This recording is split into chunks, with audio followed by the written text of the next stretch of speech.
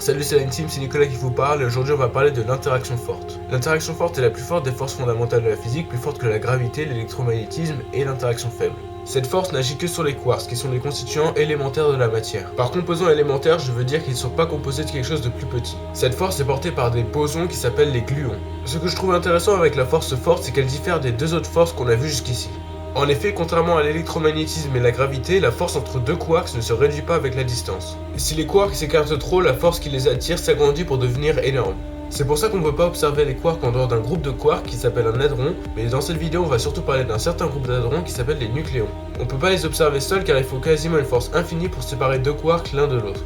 Comme on l'a vu, l'interaction forte est portée par les gluons. Maintenant, on va voir ses effets. L'interaction forte permet de tenir les nucléons, c'est-à-dire les protons et les neutrons, ensemble. Et ça, c'est bien, sinon le monde n'existerait pas. La cohésion des nucléons se fait par un système de charge de couleur, pas comme celle qu'on voit. Chaque quark a une charge de couleur, soit bleu, soit rouge, soit vert. Avec 3 quarks à l'intérieur d'un nucléon, et elle a toutes les couleurs, on dit donc qu'il est blanc. Et pour compliquer encore plus les choses, les quarks changent constamment de couleur par l'action du gluon qui les tient ensemble. Donc voilà, l'interaction forte associe les quarks pour faire des protons et des neutrons, mais en fait elle est tellement forte qu'elle tient même le noyau d'un atome ensemble.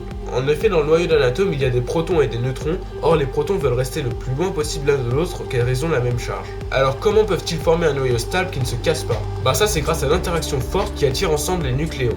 Et les nucléons s'attirent par l'échange de pions, des particules ayant un quark et un antiquark. Voilà, c'est comme ça que les atomes qui constituent la matière peuvent exister. Si vous avez écouté, vous savez maintenant ce qu'est l'interaction forte, une force très forte à la puissance très petite, 10 puissance moins 15 mètres. Voilà, c'est tout pour cette vidéo, je vous verrai la semaine prochaine.